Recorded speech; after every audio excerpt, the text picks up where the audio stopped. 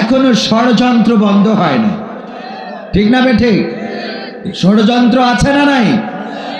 আমার শরীফ ওসমান হাদির উপরে যে গুলিবর্ষণ করা হয়েছে এটা প্রমাণ করে দেয় এই দেশে বিপ্লবীদেরকে জেগে উঠতে দিতে চায় না। এবং যে গুলি করেছে সে আশ্রয় নিয়েছে কোথায়? দাদার দেশে। কোথায়? তার মানে এটা হলো ডাস্টবিন, যেখানে এই দেশের নাস্তিক, রাম, বাম, সন্ত্রাসী, খুনি, বদমাইশ গুলো যেই দেশে জায়গা পায়, আর যাই হোক সেই দেশ ভালো দেশ হইতে পারে না। আমাদের দেশের সন্ত্রাসী, আমাদের দেশের খুনি, আমাদের দেশের বদমাইশ গুলো তারা আশ্রয় দিয়ে মামা বাড়ির মতো আদর যত্ন করে লালন পালন করে। বলেন ঠিক কিনা? আমরা চাই দাদারা যদি নিজেদের ভালো প্রমাণ করতে চায় তবে যেন আমাদের দেশে যারা সন্ত্রাসী, যাদের নামে মামলা, যাদের নামে রায় হয়েছে, তাদেরকে যেন আমাদের দেশে ফেরত দেওয়া হয়। যদি ফেরত না দেয় তাহলে বুঝে নেব এই দেশ কোনোদিনও আমাদের শুভাকাঙ্ক্ষী হতে পারে। নরেন্দ্র মোদী দাদা 16 ডিসেম্বরকে কেন্দ্র করে উনি স্ট্যাটাস দিয়েছে। সেই স্ট্যাটাসে উনি 16 ডিসেম্বরের বিজয়কে ভারতের বিজয় বলেছেন, বাংলাদেশের বিজয় বলেন নাই।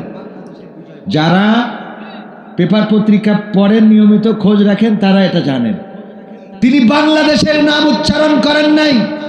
তিনি বলেছেন এই দিন পাকিস্তানি হানাদার বাহিনী ভারতের কাছে পরাজিত হয়েছিল, এই বিজয় আমাদের দেশ ভারতের বিজয়। তো তাইলে আমাদের বঙ্গবন্ধু কি করেছিলেন? আমাদের দেশের মুক্তিযোদ্ধারা কি করেছিলেন? আমাদের দেশের ওসমানী কি করেছিলেন?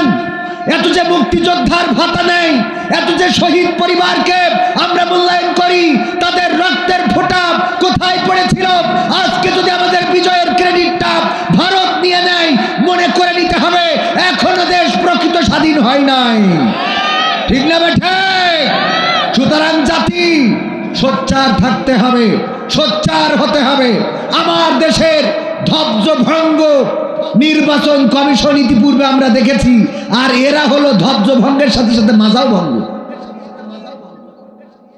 সেদিন নির্বাচন ইলেকশন কমিশনার সিইসি বলেছেন যে ভোটের আগে দু একটা খুন খারাপি, এগুলো বিচ্ছিন্ন ঘটনা, এটা হবেই।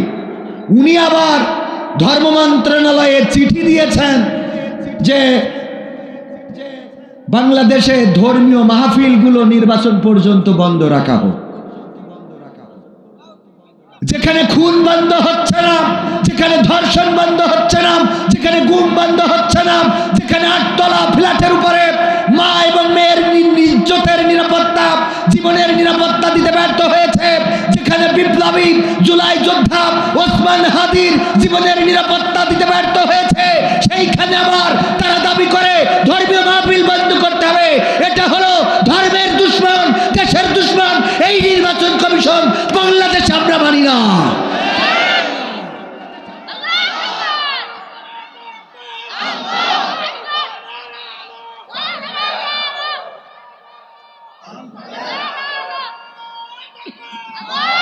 যেই নির্বাচন কমিশন একজন প্রার্থীকে নিরাপত্তা দিতে পারে নাই, ঢাকা 8 আসনের শরীফ ওসমান হাদিকে প্রকাশ্যে দিবালোকে গুলি করা হলো, এটা নিয়ে তার কোনো ভূমিকা নাই, এটাকে বলে বিচ্ছিন্ন ঘটনা। আর তারা মাহফিল বন্ধ করতে চায়। এরা কুলাঙ্গার মুসলমানের দুশ্মনেরা। বলেন ঠিক কিনা? এই দেশে ধর্মীয় মাহফিল বন্ধ করা যাবে না। ইতিপূর্বে যারা বন্ধ করতে চেয়েছিল, বাংলাদেশের জমিনে তাদের জায়গা হয় না। এখন আর বাংলাদেশের জমিনে সেই মুখগুলো দেখা যায় না, কারণ কোরআনের সাথে ধর্মের সাথে বেয়াদবি করে টিকে থাকা যায় না। আমার দাদারা বাবরি মসজিদ ভেঙেছিল 1992 6 ডিসেম্বর। 2025 সালের 6 ডিসেম্বর আবার সেই বাবরি মসজিদের উদ্বোধন হয়েছে।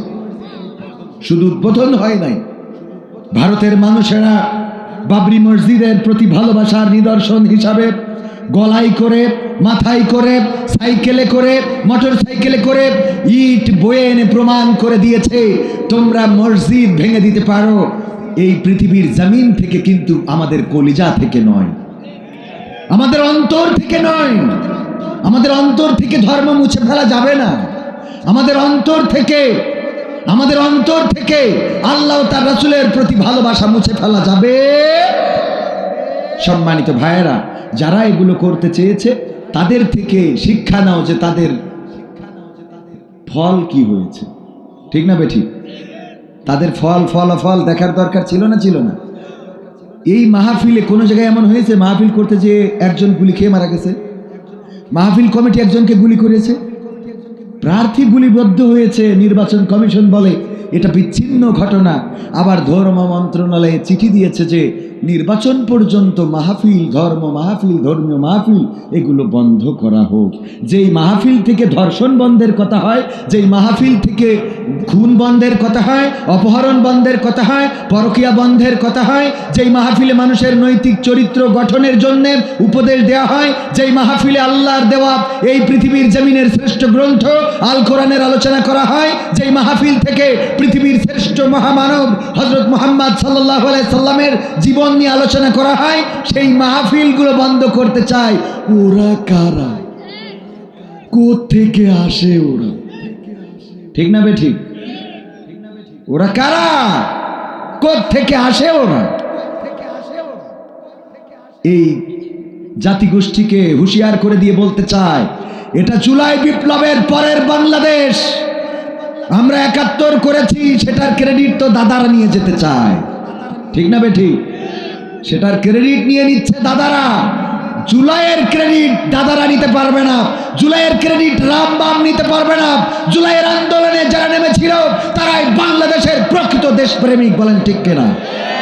সাহস নিয়ে দাঁড়িয়েছ তাই মুক্ত হয়েছে জমিন, সাহস করে দাঁড়ালে আর একবার কায়েম হয়ে যাবে দিন। নয় আর কোনো ভয়, আনতে হবে দিনের বিজয়। নয় আর কোনো ভয়, আনতে হবে কোরআনের বিজয়, কোরআনের বিজয়। যারা ভেবেছিল ছাড়বে না আর ক্ষমতার ওই মসনদ, দেখেছে তারা রবের পাকড়াও কি করে করে নাস্তানাবুদ। যারা ভেবেছিল ছাড়বে না আর ক্ষমতার ওই মসনদ, দেখেছে তারা রবের পাকড়াও কি করে করে নাস্তানাবুদ। তাই নয় আর কোনো ভয়, আনতে হবে দিনের বিজয়, কোরআনের বিজয়। মানুষের সাথে যারা করেছে দুশ্মনী, করেছে বাড়াবাড়ি, দেশের বুকে তাদের হয়নি তো জায়গা, যেতে হলো মামার বাড়ি। মানুষের সাথে যারা করেছে দুশ্মনী, করেছে বাড়াবাড়ি, দেশের বুকে তাদের হলো না তো জায়গা, যেতে হলো মামার বাড়ি। তাই নয় আর কোনো ভয়, আনতে হবে দিনের বিজয়, কোরআনের বিজয়। কাবা রক্ষাই যেই মহারব পাঠিয়েছিলেন আবাবিল, আজও তিনি দয়াময় তেমনই আছে, বদলেনি তো এক তিল।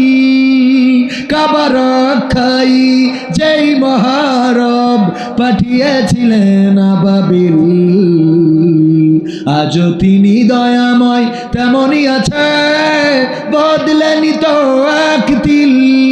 তাই নয় আর কোনো ভয়, আনতে হবে দিনের বিজয়, কোরআনের বিজয়।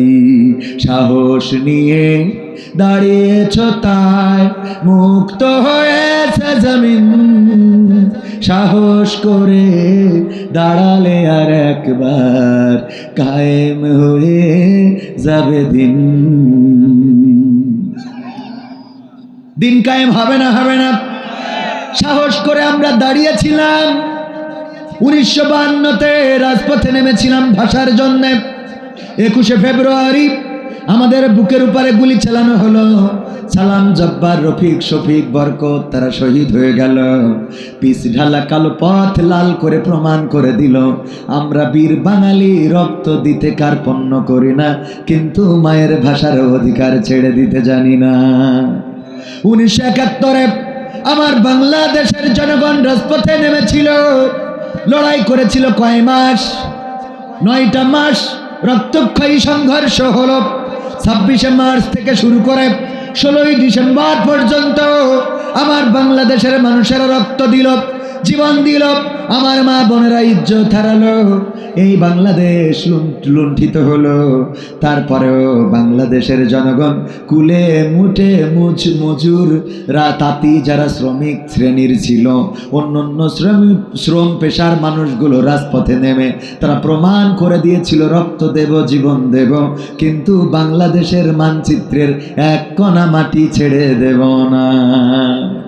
ফলশ্রুতিতে আমরা ভাষা পেয়েছি, আমরা আমাদের দেশ পেয়েছি। এরপরে আন্দোলন হলো, কত আন্দোলন আসলো গেল। ফ্যাসিস্ট আমাদের মাথার উপরে জেকে বসলো। চিন্তা করলাম এটার মনে হয় পতন হবে। তারা ইসলামটাকে সংবিধান থেকে মুছে দিতে চেয়েছিল, তারা আলেম উলামাদেরকে নিঃশেষ করতে চেয়েছিল। তারা ইসলামী আন্দোলনের নেতা কর্মীদের নামে একের পরে এক মামলা, মিথ্যা মামলা, মারফতি মামলা, গায়েবী মামলা, জাহেরি মামলা ইত্যাদি ইত্যাদি মামলা দিয়ে আমার দেশের আলেমদেরকে হেনস্থা করা শুরু হয়ে গেল। এমনকি কোরআনের পাখি মুফাসসির আল্লামা দেলোয়ার হুসাইন সাইদি, শতাব্দীর শ্রেষ্ঠ রাহবার, এই মানুষটাকে পর্যন্ত 13টা বছর কারাগারে রেখেছে না রাখে নাই?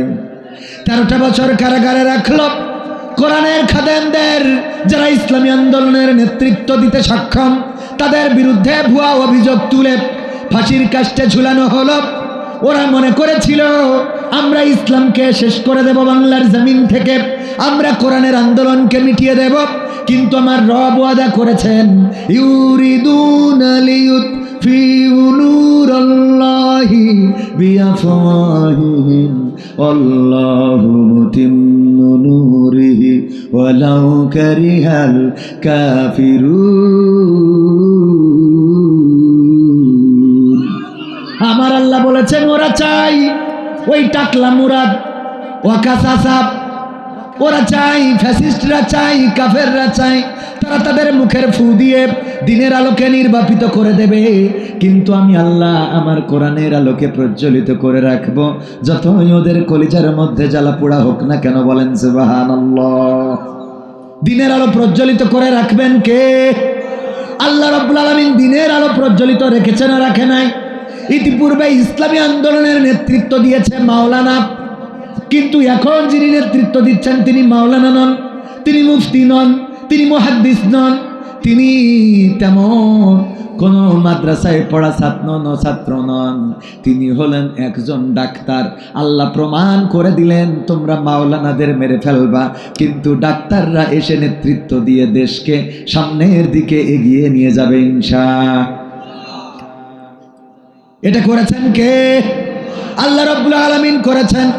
ভালোর পথে, আলোর পথে যতক্ষণ থাকবেন সাহায্য থাকবে কার? আর আমাদেরকে যারা মারতে চায়, আমাদেরকে যারা শেষ করতে চায়, তাদেরকে বলে দিতে চাই আমাদেরকে শেষ করা যায় না। যারা মনে করেছিল তিতুমিরের বাঁশের কেল্লা যদি আমরা ভেঙে দিতে পারি আর তিতুমিরকে যদি শহীদ করতে পারি, তাইলে মনে হয় বাংলাদেশে আর কোনো কেল্লা গড়ে তোলার মানুষ পাওয়া যাবে না। কিন্তু বাংলাদেশে প্রমাণিত হয়েছে তিতুমির যেতে পারে, নবাব সিরাজউদ্দৌলা যেতে পারে, শাহজালাল রাহিমাহুল্লাহরা পৃথিবী ছেড়ে চলে যেতে পারে। এই বাংলাদেশের ইসলামের পতাকা ধরার জন্য লাখো মুসলমান এখনো প্রস্তুত হয়ে আছে। আছে না নাই?